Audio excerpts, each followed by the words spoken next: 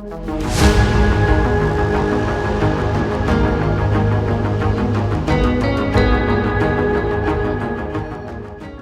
গাড়িবহরে বহিরাগতদের নিয়ে বন্দর উপজেলা পরিষদ প্রাঙ্গণে শোডাউন দিয়ে উন্নয়ন সমন্বয় কমিটির মাসিক সভায় যোগ দিয়েছেন বন্দর উপজেলার নবনির্বাচিত চেয়ারম্যান রাজাকার পুত্র মাকসুদ হোসেন।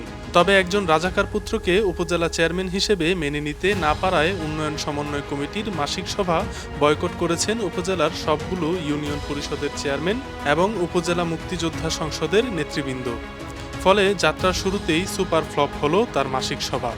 মঙ্গলবার 11 জুন সকাল 11:30টায় বন্দর উপজেলার সম্মেলন কক্ষে উন্নয়ন সমন্বয় কমিটির মাসিক সভা অনুষ্ঠিত হয়। এদিন উপজেলা চেয়ারম্যান হিসেবে প্রথম দায়িত্বভার গ্রহণ করলেন রাজাকার পুত্র মাকসুদ হোসেন, যিনি এর পূর্বে মুসাপুর ইউনিয়ন পরিষদের চেয়ারম্যান হিসেবে দায়িত্ব পালন করেন।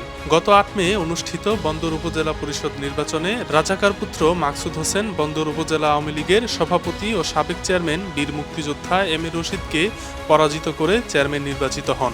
তবে গুঞ্জন রয়েছে নির্বাচনের প্রচারণা চলাকালে মাকসুদ উপজেলার প্রায় অর্ধশত মসজিদ, মাদ্রাসা ও ধর্মীয় প্রতিষ্ঠানে অবৈধ পন্থায় উপার্জিত লাখ লাখ টাকা বিতরণ করেন।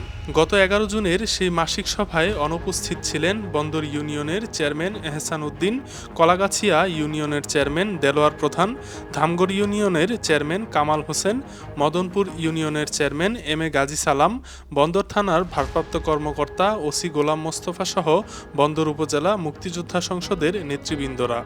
বন্দর উপজেলা নির্বাহী কর্মকর্তা মুহাইমিন আল জিহানের সভাপতিত্বে সভা অনুষ্ঠিত হয়। সভায় উপজেলা চেয়ারম্যান কুখ্যাত রাজাকার পুত্র মাকসুদ হোসেন ছাড়াও উপস্থিত ছিলেন ভাইস চেয়ারম্যান আলমগীর হোসেন, নারী ভাইস চেয়ারম্যান সালিমা ইসলাম শান্তা। মাকসুদের বাবা কুখ্যাত রাজাকার রফিকের ঘৃণিত কর্মকাণ্ডের ইতিহাস সবারই জানা।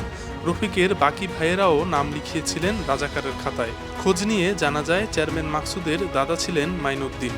মাকসুদের বাবা রাজাকার রফিক ছিল অবিভক্ত ধামগড় ইউনিয়নের চেয়ারম্যান। মুক্তিযুদ্ধের সময় পাকিস্তানি বাহিনীর সাথে হাত মিলিয়ে শান্তি কমিটিতে যোগ দিয়ে নৃশংস হত্যাযজ্ঞ চালিয়েছে সে। স্বাধীনতার পরেও ধামগড় ইউনিয়নের এই রাজাকার ও তার পরিবারের লোকজনের সন্ত্রাসী কর্মকাণ্ড অব্যাহত ছিল।